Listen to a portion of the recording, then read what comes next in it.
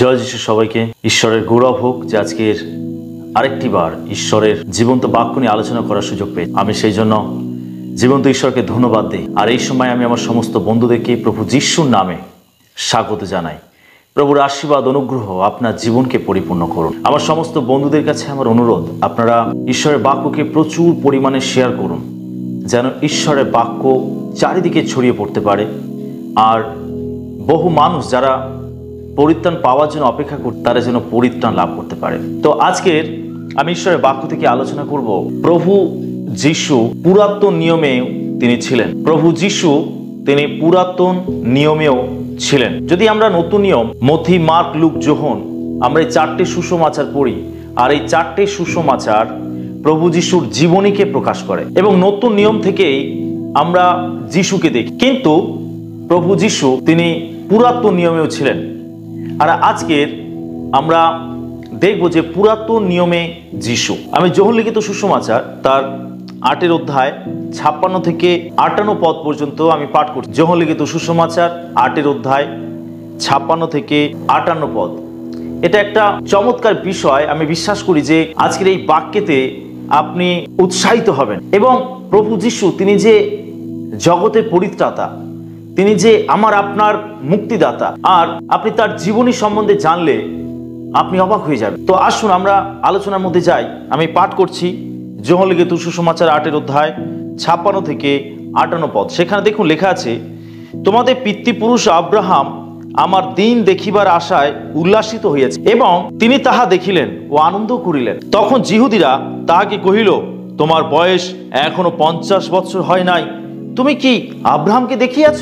যিশু তাহাদেরকে কহিলেন, সত্য সত্য আমি তোমাদেরকে বলিতেছি, আব্রাহামের জন্মের পূর্বাবধি আমি আছি। আমাদের এটা মনে রাখতে হবে যে তিনি কেবলমাত্র যিহুদিয়ার বেথলেহেমের গোয়াল ঘরেই উদ্ভব হননি, কিন্তু তিনি আদি থেকেই আছেন। দেখুন এখানে যিহুদিরা তারা যিশুর সঙ্গে বিভিন্ন বাদ অনুবাদ করছিল, আর এখানে প্রভু যিশু তিনি বলছেন যে তোমাদের পিতা আব্রাহাম আমার দিন দেখবার অপেক্ষা করেছিলেন এবং তিনি তা দেখেছিলেন। অর্থাৎ পুরাতন নিয়মে যে সমস্ত ঈশ্বর ভক্তরা ছিলেন আর তারা যিশুকে দেখবার আকাঙ্ক্ষা করেছে, আর এখানে যিশু বলছেন আব্রাহাম আমার দিন দেখতে চেয়েছিলেন এবং তিনি দেখেছিলেন আর উল্লাস করেছিলেন।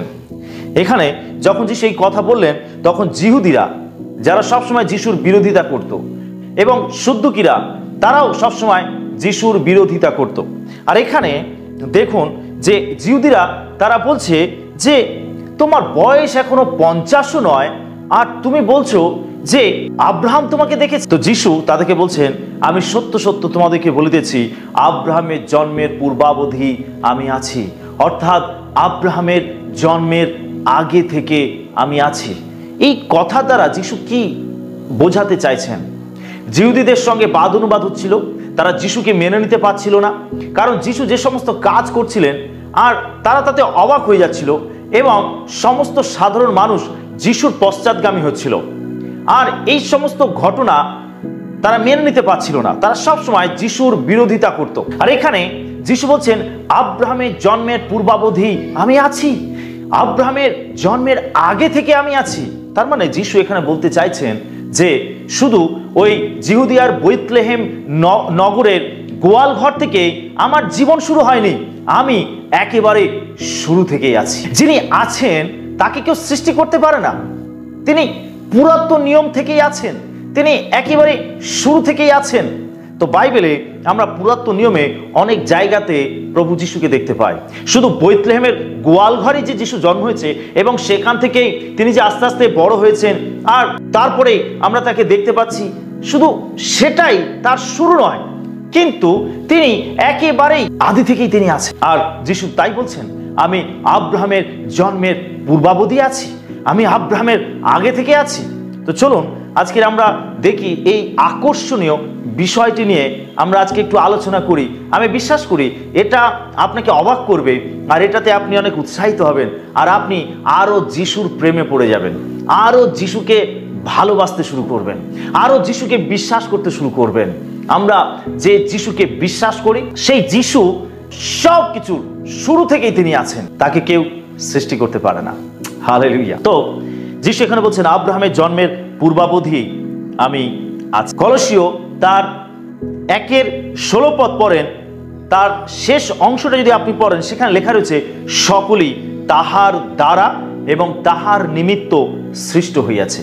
অর্থাৎ যা কিছু এই পৃথিবীতে আমরা উপভোগ করছি সব কিছু কি বলছে, তাহার দ্বারা এবং তাহার নিমিত্ত সৃষ্টি হইয়াছে। অর্থাৎ যিশুর দ্বারাই সৃষ্টি হয়েছে এবং যিশুর জন্য সৃষ্টি হয়েছে। হালেলুয়া। আমি আপনি এই পৃথিবীর সব কিছু যিশুর দ্বারা সৃষ্টি হয়েছেন এবং যিশুর জন্য সৃষ্টি হয়েছে। আমরা যিশুর দ্বারা সৃষ্টি হয়েছি এবং যিশুর জন্য সৃষ্টি হয়েছি।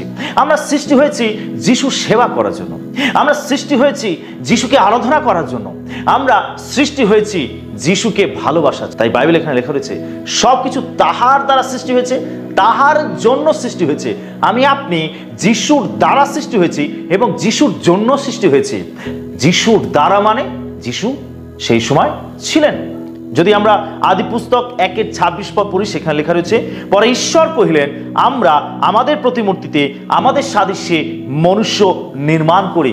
এখানে ঈশ্বর যখন সমস্ত পৃথিবীকে সৃষ্টি করলেন, তারপরে তিনি যখন মানুষকে সৃষ্টি করতে যাচ্ছেন, তখন ঈশ্বর এখানে বলছেন আমরা আমাদের প্রতিমূর্তিতে।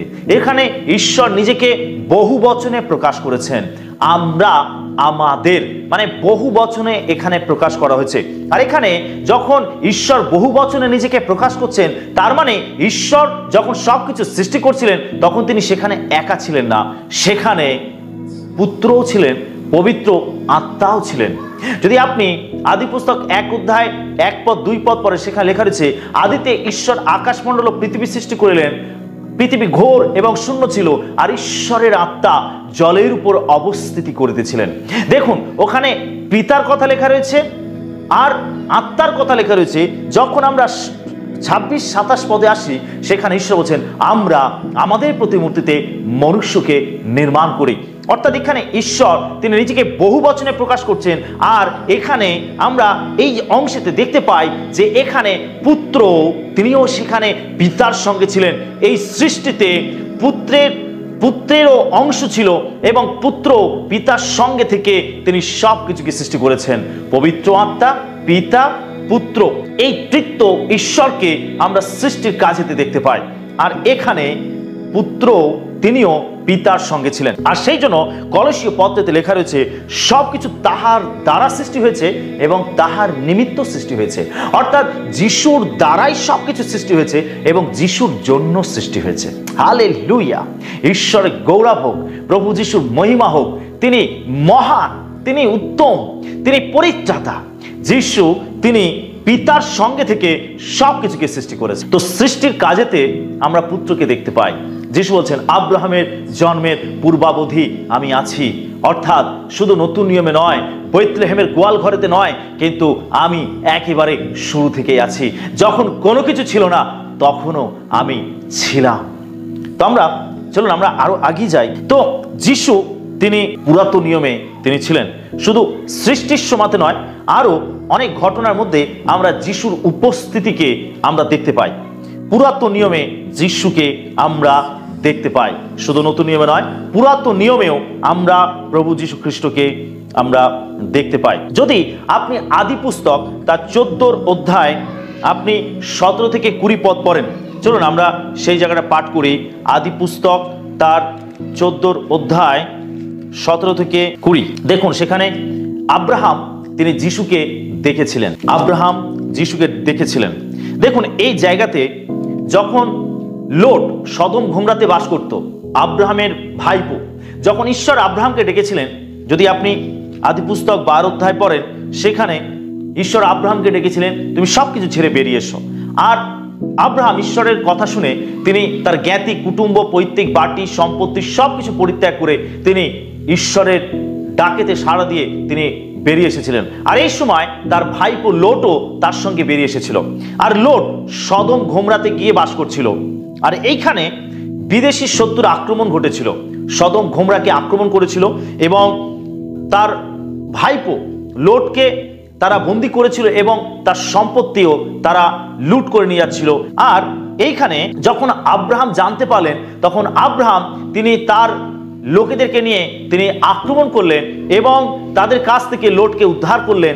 আর তিনি তাদের সম্পত্তিও যারা সেগুলো লুট করে নিয়ে যাচ্ছিল তাদের কাছ থেকে তিনি ছিনিয়ে নিলেন।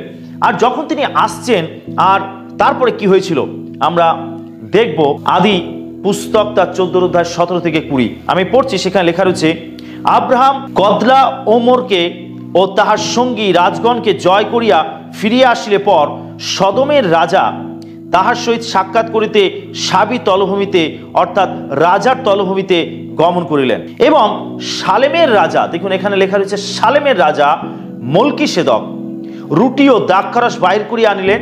তিনি পরাৎপর ঈশ্বরের যাজক। তিনি আব্রাহামকে আশীর্বাদ করিলেন, কহিলেন, আব্রাহাম স্বর্গমর্তের অধিকারী, পরাৎপর ঈশ্বরের আশীর্বাদ প্রাপ্ত। 20 পদে লেখা রয়েছে, আর পরাৎপর ঈশ্বর ধন্য হউন, যিনি তোমার বিপক্ষগণকে তোমার হস্তে সমর্পণ করিয়াছেন।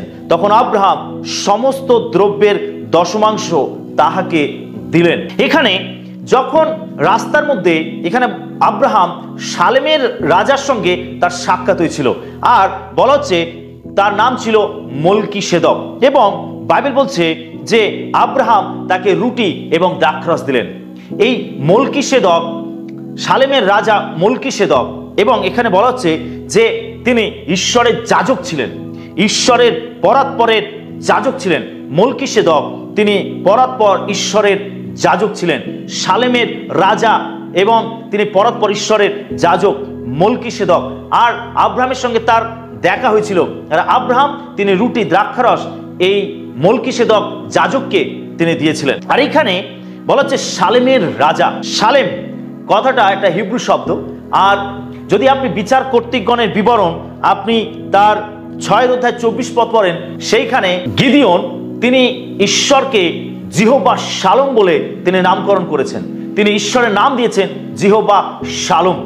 শালোম একটা হিব্রু শব্দ যার মানে হলো শান্তি, যার মানে হলো শান্তি। যদি আপনি যিশায় ভাববাদী 9 অধ্যায় 6 পদ পড়েন, সেখানে বলা হচ্ছে একটি বালক আমাদেরকে দত্ত হয়েছে, তার উপরে সমস্ত, তার স্কন্ধের উপরে সমস্ত ভার থাকবে, আর তাকে বলা হবে বিক্রমশালী ঈশ্বর, সনাতন পিতা, শান্তিরাজ।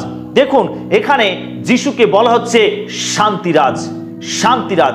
শালোম কথার অর্থ হচ্ছে শান্তি, আর তাকে বলা হচ্ছে যে শান্তিরাজ। যিশুর নামকরণ করা হচ্ছে শান্তিরাজ। ঈশ্বরকে নাম দেওয়া হচ্ছে যে জিহোবা শালোম, সদাপ্রভু আমাদের শান্তি। আর যিশুকে বলা হচ্ছে শান্তিরাজ, তিনি শান্তির রাজা। আর এখানে আব্রাহামের সঙ্গে সালেমের রাজার সাক্ষাৎ হয়েছিল, অর্থাৎ শান্তির রাজা যিশুর সঙ্গে তার সাক্ষাৎ হয়েছিল। এই মলকিসেদক যাজক, যিনি পরাৎপরের যাজক ছিলেন, তিনি আর কেউ নয়, তিনি ছিলেন প্রভু যিশু খ্রিস্ট। আর আব্রাহামের সঙ্গে তার সাক্ষাৎ হয়েছিল, এবং আব্রাহাম তার দশমাংশ তিনি এই মলকিসেদক যাজককে তিনি দিয়েছিলেন। আর প্রত্যেকটা বিশ্বাসীর এই দশমাংশ ঈশ্বরকে দেওয়া উচিত, এটা ঈশ্বরের বাক্য আমাদেরকে শিক্ষা দেয়। এখানে আব্রাহাম তিনি কি করেছিলেন, তার দশমাংশ তিনি ঈশ্বরের যাজক মলকিসেদক যাজককে তিনি দিয়েছিলেন। আর এই মলকিসেদক যাজক তিনি প্রভু যিশু খ্রিস্ট ছিলেন। চলুন আমরা ইব্রিয় তার 7 অধ্যায় দেখি। ইব্রিয় নতুন নিয়মে ইব্রিয় 7 আমরা 1 থেকে 3 পদ আমরা দেখব। আর এই জায়গাটা পড়লে আমাদের বুঝতে সুবিধা হবে যে আসলে আব্রাহাম যে যিশুকে তিনি দেখেছিলেন, পুরাতন নিয়মে যে যিশুর উপস্থিতি সেখানে ছিল এবং আব্রাহাম তাকে দেখেছিলেন।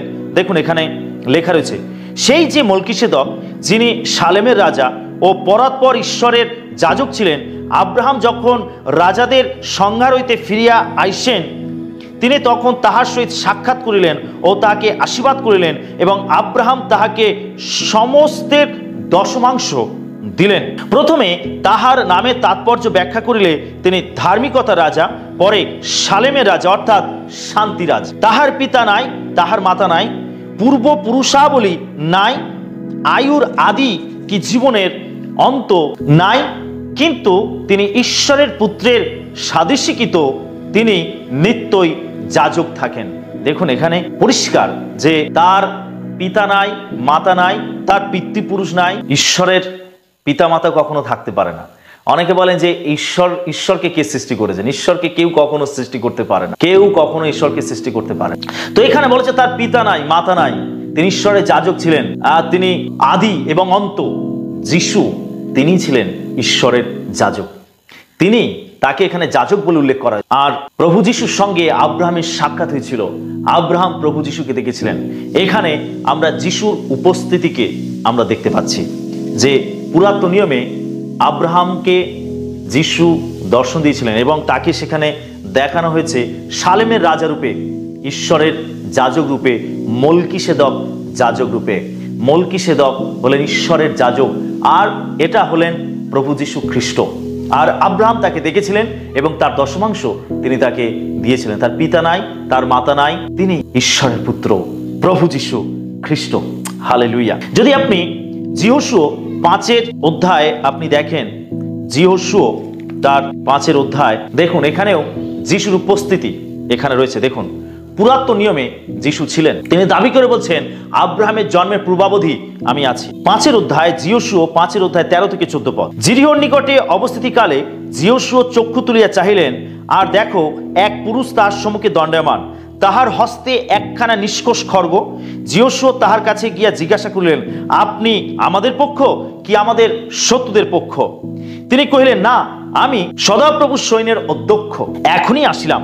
তখন যিহোশুয় ভূমিতে উপুর হইয়া প্রণিপাত করিলেন ও তাহাকে কহিলেন, হে আমার প্রভু, আপনার এ দাসকে কি আজ্ঞা করেন? সদাপ্রভু সৈন্যের অধ্যক্ষ যিহোশুকে কহিলেন, তোমার পদ হইতে পাদুকা খুলিয়া ফেলো, কেননা যে স্থানে তুমি দাঁড়াইয়াছ ওই স্থান পবিত্র। এখানে যখন যিরিহো নগরকে যিহোশুয় আক্রমণ করতে যাবে, যখন সে প্রস্তুতি নিচ্ছে, সেই সময় দেখুন যিহোশুয়ের তাম্বুর কাছে এসে একজন সৈন্য এসে দাঁড়িয়েছে। আর যিহোশু যখন তাকে দেখলেন, তার হাতে খড়গ রয়েছে আর তিনি সৈন্যের সাজে সজ্জীভূত। আর যিহোশু যখন তাকে দেখলেন, তখন তাকে প্রশ্ন করছেন, আপনি আমাদের পক্ষ না আমার শত্রুদের পক্ষ? তখন সেই সৈন্য তিনি বলছেন, আমি কারোর পক্ষ নই, আমি ঈশ্বরের সৈন্যদের অধ্যক্ষ, অর্থাৎ ঈশ্বরের যে বাহিনী রয়েছে তার অধ্যক্ষ। এখানে তিনি নিজেকে ঈশ্বরের সৈন্যের অধ্যক্ষ বলে নিজেকে পরিচয় দিচ্ছেন। তিনি বলছেন, আমি ঈশ্বরের সৈন্যের অধ্যক্ষ। আর এই কথা শোনা মাত্র যিহোশু তিনি কি করলেন? ষষ্ঠাঙ্গে তিনি ঈশ্বরের সৈন্যের অধ্যক্ষকে তিনি প্রণাম করলেন। দেখুন, এটা দূত নয়, ঈশ্বরের দূত নয়। এই যে ঈশ্বরের সৈন্যের অধ্যক্ষ বলে নিজেকে পরিচয় দিচ্ছেন, তিনি আর কেউ নয়, তিনি প্রভু যিশু খ্রিস্ট। কারণ যদি ঈশ্বরের দূত হয়, তাহলে ঈশ্বরের দূত কখনো মানুষের প্রণাম নিতে পারে না, মানুষের আরাধনা নিতে পারে না। যদি আপনি প্রকাশিত বাক্য 22 অধ্যায় দেখেন 8-9 পদ, যখন যোহনকে পাটন দ্বীপে নির্বাসনে পাঠানো হয়েছিল, তখন যোহন তিনি দূতকে প্রণাম করতে যাচ্ছিলেন। প্রকাশিত বাক্য 22-8-9 পদ দেখুন, সেখানে যোহন বলছে, আমি যোহন এই সমস্ত দেখিলাম ও শুনিলাম। এই সকল দেখিলে ও শুনিলে পর যে দূত আমাকে এই সমস্ত দেখাইতেছিলেন, আমি ভজনা করিবার জন্য তাহার চরণে সম্মুখে পড়িলাম। আর তিনি আমাকে কহিলেন, দেখিও, এমন কর্ম করিও না। আমি তোমার সহদাস এবং তোমার ভ্রাতা ভাববাদীগণের ও এই গ্রন্থে লিখিত বচন পালন কারিগণের সহদাস, ঈশ্বরেরই ভজনা করো। যখন পাটন দ্বীপে তিনি সমস্ত ভবিষ্যতে যা যা ঘটবে তিনি দর্শন লাভ করছিলেন, যে দূত তাকে সমস্ত কিছু দেখাচ্ছিলেন, সমস্ত দর্শন দেখার পরে যোহন তিনি এই দূতকে প্রণাম করতে যাচ্ছিলেন। তখন এই দূত বলছে, দেখো, আমি তোমারই মতো একজন ঈশ্বরের সেবক, আমি তোমারই মতো একজন সহদাস, তুমি আমাকে প্রণাম করো না, তুমি ঈশ্বরকে প্রণাম করো, ঈশ্বরকে ভজনা করো। তার মানে কোনো দূত মানুষের আরাধনা নিতে পারে না, কোনো দূত কোনো মানুষের প্রণাম নিতে পারে না, কোনো মানুষ কোনো দূতের ভজনাও করতে পারে না। যখন যোহন এই পাটন দ্বীপে যখন সেই দূতকে দর্শন লাভ করার পরে তিনি তাকে প্রণাম করতে যাচ্ছিলেন, দূত তাকে বারণ করলেন যে আমাকে প্রণাম করো না, আমার ভজনা করো না। প্রণাম মানে হচ্ছে, বাইবেলে প্রণাম মানে হচ্ছে আরাধনা করা, ওয়ার্শিপ করা। তো এখানে যখন যোহন তাকে প্রণাম করছে, মানে তাকে আরাধনা দিচ্ছে, তখন দূত বলছে, তুমি আমার ভজনা করো না, আমার আরাধনা করো না, তুমি একমাত্র ঈশ্বরের আরাধনা করো, কারণ ঈশ্বরই একমাত্র আরাধনা পাওয়ার যোগ্য। তিনি তিনি একমাত্র ভজনা পাওয়ার যোগ্য। তো এখানে যিহোশূয়া যখন সেই ঈশ্বরের সৈন্যের অধ্যক্ষকে প্রণাম করলেন, তখন সেই অধ্যক্ষ বারণ করেননি, তিনি বলেননি যে না আমাকে প্রণাম করো না। অর্থাৎ তিনি যীশু খ্রিস্ট ছিলেন। আর যদি সেটা দূত হতো, তাহলে যেমন পাটনদ্বীপে যোহনকে ওই দূত বারণ করেছিলেন, তেমনি এই যিহোশূয়াকেও এই ঈশ্বরের সৈন্যের অধ্যক্ষ তিনিও বারণ করতেন। কিন্তু এখানে তিনি প্রণাম নিয়েছেন, তার মানে তিনি যীশু খ্রিস্ট ছিলেন। কেননা তিনি প্রণাম, আরাধনা, সমাদর, গৌরব, প্রতাপ, মহিমা পাওয়ার যোগ্য। আর সমস্ত সৃষ্টি তার আরাধনা করছে, সমস্ত সৃষ্টি। আর এখানে যিশু তিনি উপস্থিত হয়েছিলেন, আর যিহোশূয়া তাকে দেখেছিলেন। অর্থাৎ পুরাতন নিয়মে যিশু তিনি ছিলেন এবং তিনি যিহোশূয়াকে দর্শন দিয়েছিলেন। দানিয়েল ভাববাদী যদি আপনি পড়েন, দানিয়েল ভাববাদী, এখানেও একটা চমৎকার ঘটনা রয়েছে। দানিয়েল ভাববাদী 3 অধ্যায় যদি আপনি 25 পদ পড়েন, দানিয়েল 3:25, দেখুন সেইখানে কি ঘটেছিল। সেখানে লেখা রয়েছে, তখন রাজা কহিলেন, দেখো আমি 4 ব্যক্তিকে দেখিতেছি, উহারা মুক্ত হইয়া অগ্নির মধ্যে গমনাগমন করিতেছে, উহাদের কোনো হানি হয় নাই। আর 4th ব্যক্তির মূর্তি দেবপুত্রের সদৃশ্য। দেখুন এখানে রাজা নবুকদনেছর তার বাবিল দেশের সমস্ত লোকেদেরকে তিনি আদেশ করেছিলেন যে তার তৈরি করা প্রতিমাকে সবাই আরাধনা করবে, তাকে প্রণাম করতে হবে। আর যে না করবে তাকে আগুনের একটা কুণ্ড তৈরি করা হয়েছে, আর ওই আগুনের কুণ্ডের মধ্যে তাকে ফেলে দেওয়া হবে এবং সে সেখানে অগ্নি দগ্ধ হয়ে মারা যাবে। এইটা রাজা নবুকদনেছরের আদেশ ছিল সমস্ত দেশবাসী লোকের জন্য। বাবিল দেশের রাজা নবুকদনেছর তিনি তার দেশের সমস্ত প্রজাদেরকে তিনি আদেশ করেছিলেন। কিন্তু শদ্রক, মৈশক, আবেদনাগো তারা একমাত্র ঈশ্বরকে প্রণাম করে, তারা একমাত্র ঈশ্বরকে আরাধনা দেয়। আর সেই জন্য তাদেরকে জিহুদিয়া দেশ থেকে বন্দী করে নিয়ে আসা হয়েছিল। যখন রাজা নবুকদনেছর বাবিল যখন জেরুসালেমকে আক্রমণ করেছিল, তখন তারা জেরুসালেমকে ধ্বংস করেছিল এবং তার সমস্ত সম্পদকে লুট করেছিল।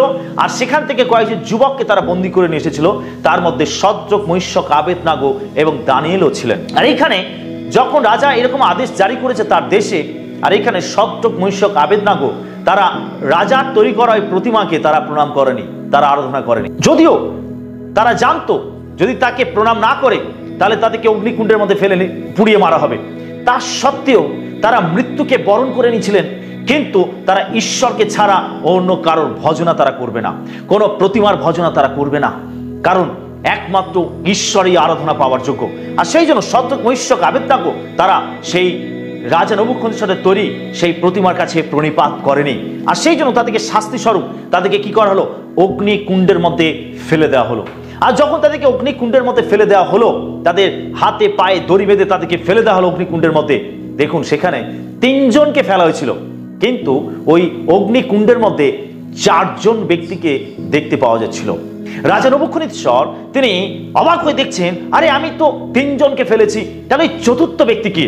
এখানে রাজা নবুকদনেছর তিনি বলছেন, দেবপুত্রের মতো ওই ব্যক্তিকে, ওই 4th ব্যক্তিকে, দেবপুত্র। এখানে রাজা নবুকদনেছর তিনি জিহোবা ঈশ্বরকে জানতেন না, আর সেই জন্য তিনি এখানে দেবপুত্র বলে উল্লেখ করেছেন। তাদের কথা অনুযায়ী ঈশ্বরের পুত্র, ঈশ্বরের পুত্র, দেবপুত্র মানে ঈশ্বরের পুত্র। এখানে তারা পরজাতি ছিল, তারা জিহোবা ঈশ্বরকে জানতো না, সেই জন্য তারা বলছে তাদের কথা মতো যে এটা ঈশ্বরের পুত্র। বলছে এই দেবপুত্রের মতো এই 4th ব্যক্তি কে? ওই 4th ব্যক্তি যিনি ছিলেন তিনি প্রভু যীশু খ্রিস্ট। হালেলুয়া। তিনি শদ্রক, মৈশক, আবেদনাগোকে অগ্নিকুণ্ডের মধ্য থেকে রক্ষা করেছিলেন।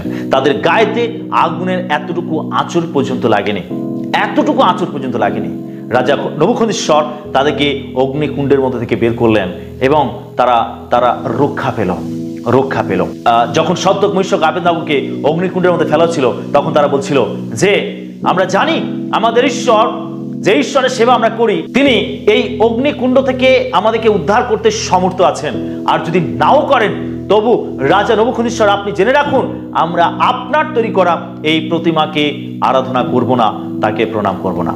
তাদের বিশ্বাস, ঈশ্বরের প্রতি তাদের ভালোবাসা, দেখুন তাদেরকে উদ্ধার করলো, তাদেরকে রক্ষা করলো। আমাদের জীবনে যতই বাধার সংকট সমস্যা আসুক না কেন, যেন তার কাছে আমরা নিজেদেরকে সমর্পণ না করি, যেন আমরা নিজেদেরকে ধ্বংসের দিকে ঠেলে না দিই, কিন্তু যেন জীবন্ত ঈশ্বরকে সেবা করি, তার আরাধনা করি। এখানে শদ্রক মেশক আবেদনাগোকে অগ্নিকুণ্ডের মধ্যে ফেলা হয়েছিল, কিন্তু প্রভু যীশু খ্রিস্ট সেখানে এসেছিলেন। তাই রাজা নবুকদ্নেছর বলছেন, এই দেবপুত্রের মতো চতুর্থ ব্যক্তি কে? আর তিনি প্রভু যীশু খ্রিস্ট ছিলেন।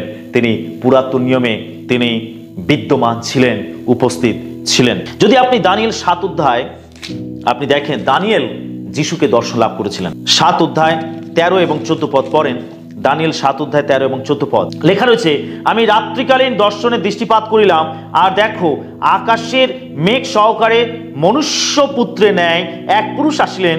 তিনি সেই অনেক দিনের বৃদ্ধের নিকটে উপস্থিত হইলেন, তাহার সম্মুখে আনিত হইল, আর তাহাকে কর্তৃত্ব, মহিমা, রাজত্ব দত্ত হইল।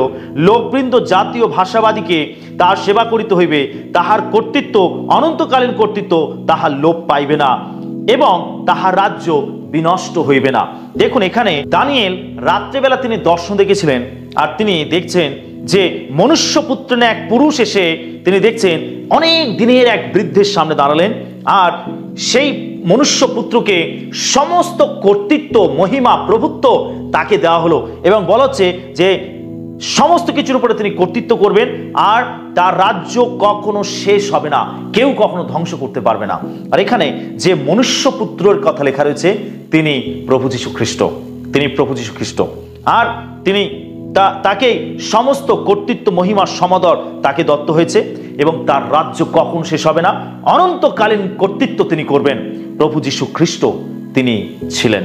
আর দানিয়েল ভাববাদী তাকেই দেখেছিলেন, তাকেই দর্শন লাভ করেছিলেন, আর এখানে তাকেই সমস্ত কিছু দেওয়া হয়েছে। দেখুন, এখানে মনুষ্যপুত্র বলে উল্লেখ করা হয়েছে। যদি আপনি লুক লিখিত সুসমাচার 8 অধ্যায় আপনি 31 থেকে 33 পদ পড়েন, 8 অধ্যায় 8 পদ পড়েন, এবং লুক লিখিত সুসমাচার 19 অধ্যায় 10 পদ পড়েন, এবং লুক লিখিত সুসমাচারে অনেক জায়গায় যিশু নিজেকে মনুষ্যপুত্র বলে উল্লেখ করেছেন।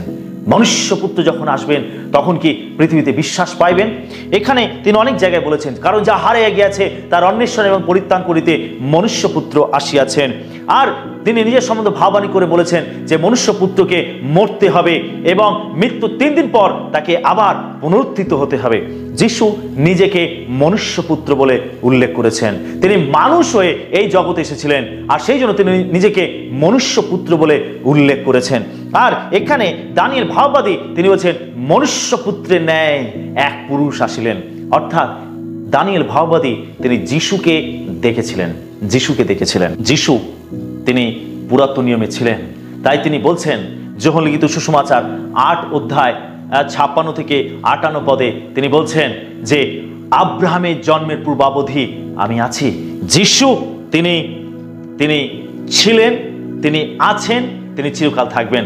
শুধু বেথলেহেমের গোয়ালঘর থেকে তার জীবন শুরু হয়নি, তিনি একেবারে সব কিছুর আগে থেকেই তিনি আছেন, তাকে কেউ সৃষ্টি করতে পারে না। আমি শেষ অংশ পাঠ করব, প্রকাশিত বাক্য তার 1 অধ্যায়, প্রকাশিত বাক্য তার 1 অধ্যায় 8 পদ। দেখুন, আমি আলফা, যিশু বলছেন আমি আলফা, আমি ওমেগা, আমি আদি এবং অন্ত, ইহা প্রভু ঈশ্বর কইতেছেন, যিনি আছেন, যিনি ছিলেন ও যিনি আসিতেছেন, তিনি সর্বশক্তিমান। যিশু তিনি বলছেন আমি আলফা, আমি ওমেগা, আমি আদি, আমি অন্ত। যিশু বলছেন আমি ছিলাম, আমি আছি, আর আমি চিরকাল থাকব, আমি সর্বশক্তিমান।